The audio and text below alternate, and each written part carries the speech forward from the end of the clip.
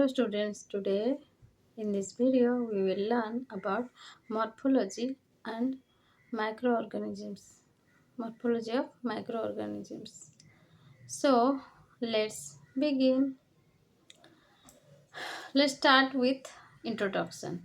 Microorganisms are living structures of microscopical size. These are These were originally classified under plant and animal kingdoms.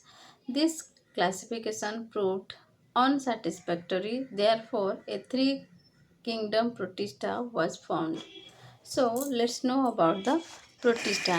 It is divided into two groups. First is prokaryotes and another is eukaryotes. So, let's start with eukaryotes. Eukaryotes means fungi, algae, except blue-green algae, protozoa and slime molds are included in eukaryotes. Now let's know about prokaryotes. Bacteria and blue-green algae belong to this group. Bacteria are unicellular without any true branching except in the higher bacteria, that is actinomycetes, and they do not contain chlorophyll, but in contrast blue-green algae possess chlorophyll. So now let's know about bacteria. What do you mean by bacteria? The size of bacteria is measured in unit of a micron or micrometer. 1 micron or micrometer equals to 1 by 1000 millimeter.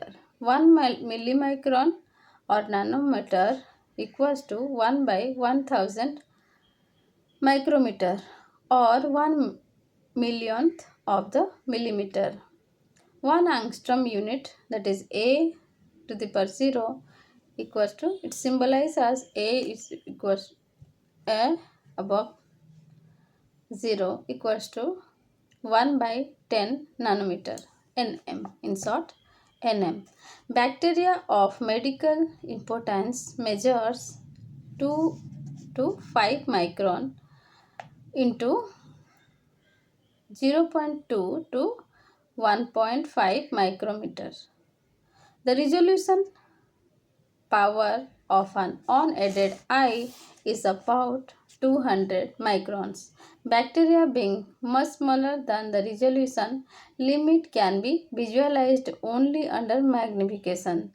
Hence, the study of bacteria requires the use of microscopes. Now, let's know about microscopy. What do you mean by microscopy? In details, we will discuss. Microscopy is done some purposes for some purposes. First is magnification of an object and maximization of the resolution, and third point is optimization of the contrast between the structure, organisms and background.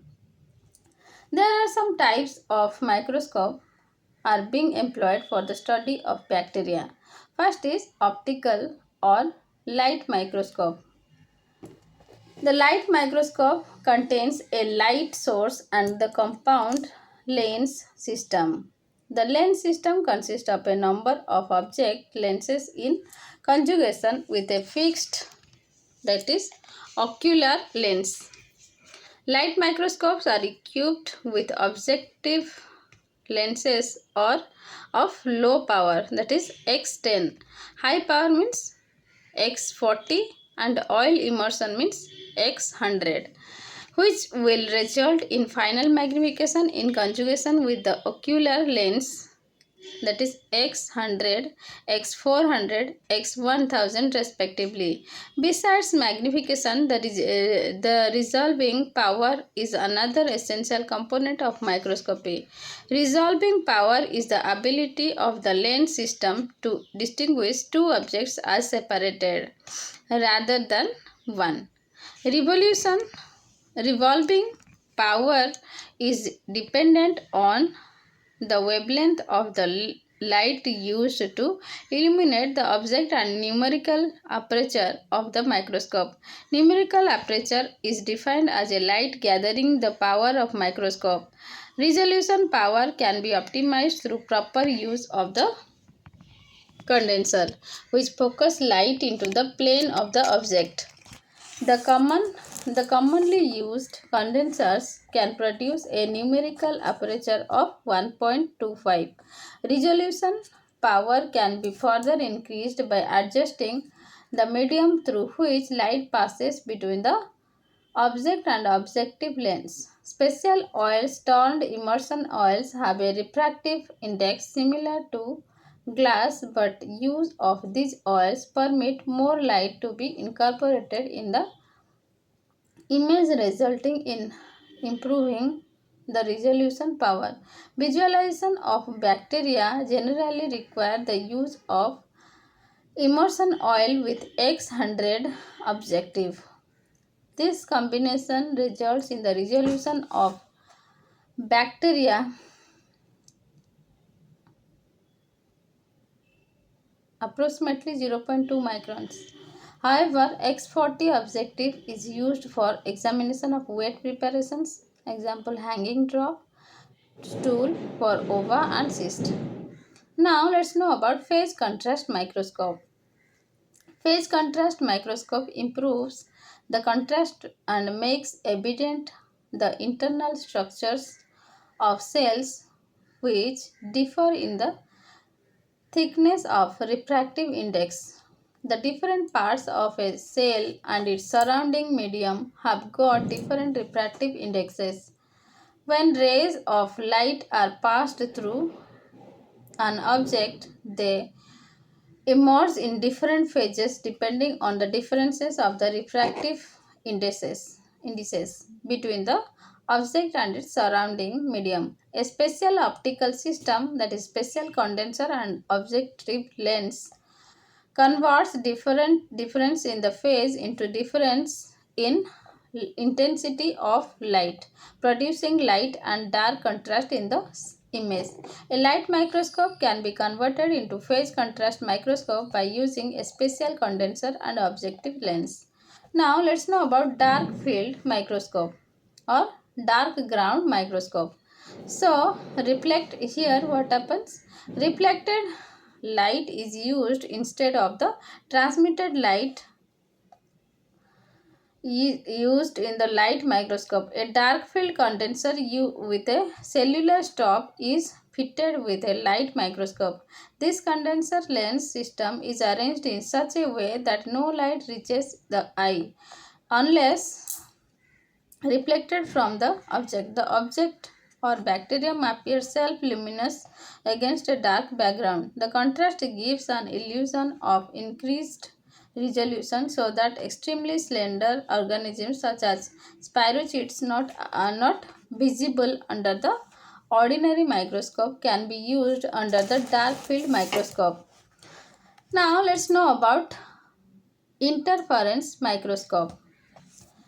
It is used It is useful for revealing cell organelles and for quantitative measurements of the chemical constituents of cells such as lipids, proteins and nucleic acids. Now let's know about fluorescent microscope. Fluorescent is a phenomenon that occurs when an object is impacted by a given wavelength of light and emits light at a wavelength longer than the one to which it was exposed. In fluorescent microscope, specimens are exposed to a light of shorter wavelength, that is ultraviolet light, which results in emission of longer wavelength visible light. Due to shorter wavelength of UV light, the resolving power can be proportionately extended. Bacteria stained with fluorescent dye become visible as brightly glowing objects in a dark background. Fluorescent microscopy has also been employed for detection of antigen, direct fluorescent antibody technique and antibodies, that is indirect fluorescent antibody methods. Now let's know about electron microscope.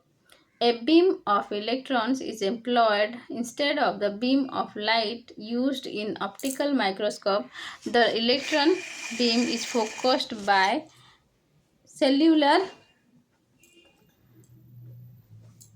electromagnets and which are analogous to the electron to the lenses of light microscope. The wavelength of electrons is approximately 0.005 nanometer as compared to 500 nanometer with visible light.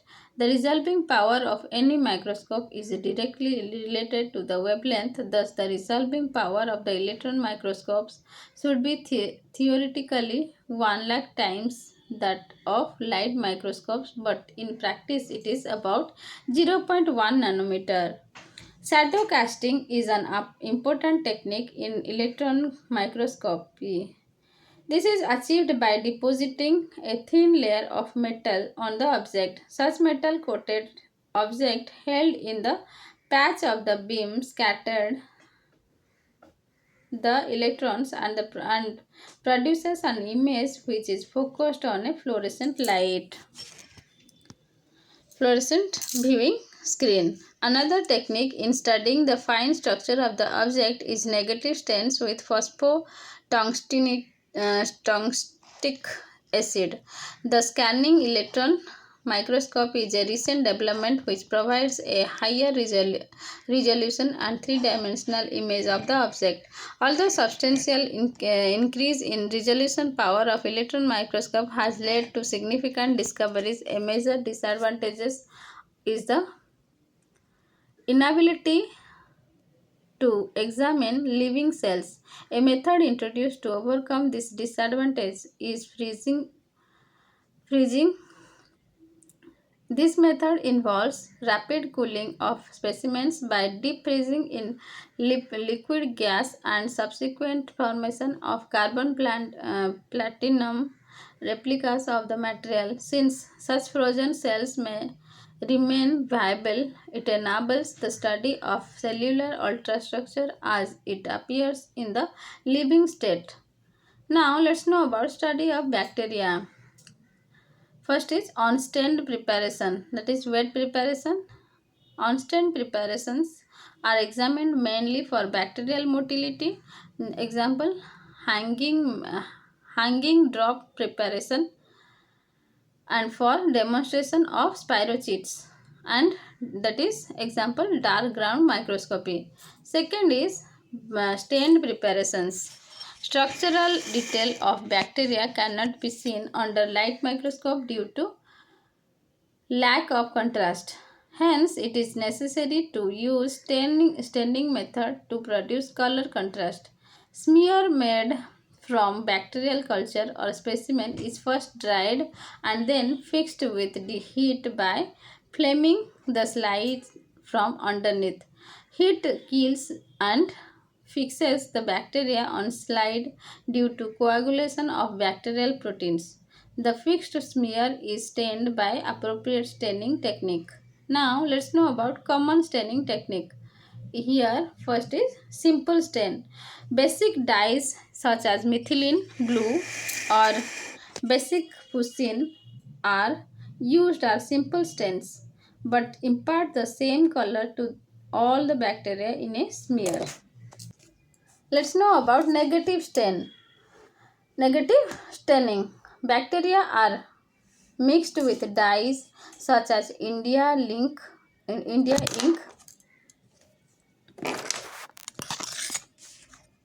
or nigrosin. The background gets stained and unstained bacteria stand out in contrast. This is very useful in the demonstration of bacteria capsules which do not take simple stains. Now let's know about impregnation method. Bacterial cells and structures that are too thin to be seen under the light microscope are thickened by impregnation of silver on the surface to make them visible. Example, demonstration of bacterial flagella and spirochetes. 4 is differential stains. They impart different colors to different bacteria or bacterial structures. The two most commonly employed differential stains are the gram stain and the acid fast stain. Now let's know about gram stain. It is the most widely used stain in bacteriology. The stain was originally devised by the histologist Christian Gram in 1884 as a technique of staining bacteria in tissues. Nowadays, modification of original gram stains is used. Let's know about the method. First point, heat fixed smear of specimen of or bacterial culture is stained with crystal violet for 1 minute. Other pararosaline dye such as gentian violet or methyl violet may also be used as primary stain. Second point, pour grams iodine dilute solution of iodine over the slide for 1 minute. Third point is wash the smear with water. Fourth point, decolorize with acetone for 10 to 30 seconds. Alcohol can be substituted for acetone. Fifth point, wash the smear with water. Sixth is counterstain with a dye safranin for 30 seconds. Dilute carbol fuchsin or neutral red may also be used as counterstain. Now let's know about the differentiation on gram staining. Two broad groups, gram positive and gram negative group. Let's know about gram positive. It's resist decolorization and retain the color of primary stain, that is violet. Gram negative, that are decolorized by acetone or alcohol and therefore take counter stain that and appear red. Now let's know about the mechanism of gram staining. The exact mechanism is understood. First is, let's know about this. First is permeability of bacterial cell wall and cytoplasmic membrane. The gram positive cells have a more acidic protoplasm which accounts for retaining the basic dye more strongly than the gram negative bacteria. Iodine makes the protoplasm more acidic and serves as mordant. That is, iodine combines with dye to form diiodine complex and fixes the dye in bacterial cells. The gram-positive cell wall or cytoplasmic membrane being less permeable, the diiodine complex gets trapped within the cell.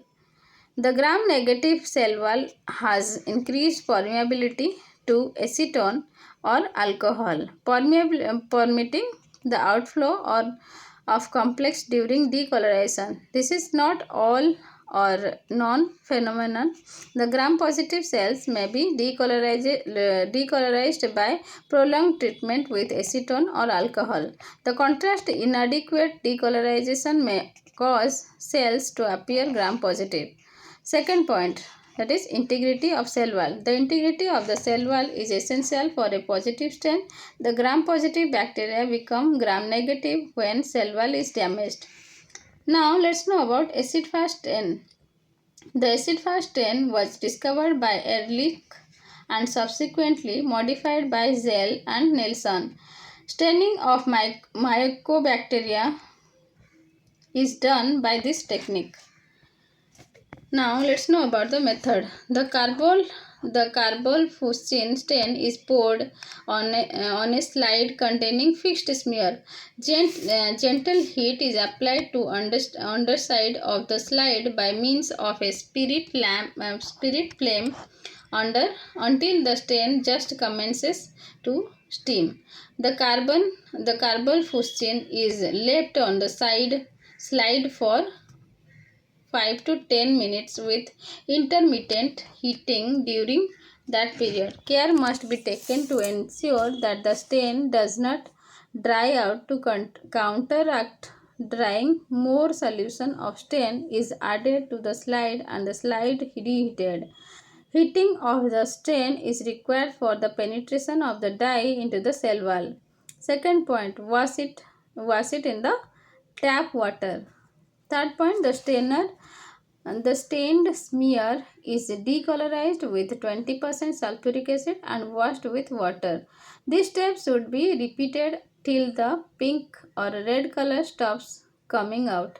In case of lepra bacilli, 5% sulfuric acid is used as M. leprae is less acid fast. Another alternative for decolorization is acid alcohol, 3 ml HCl and 97 ml ethanol. The fourth point is the smear is counterstained with 2% methylene blue for 1 to 2 minutes.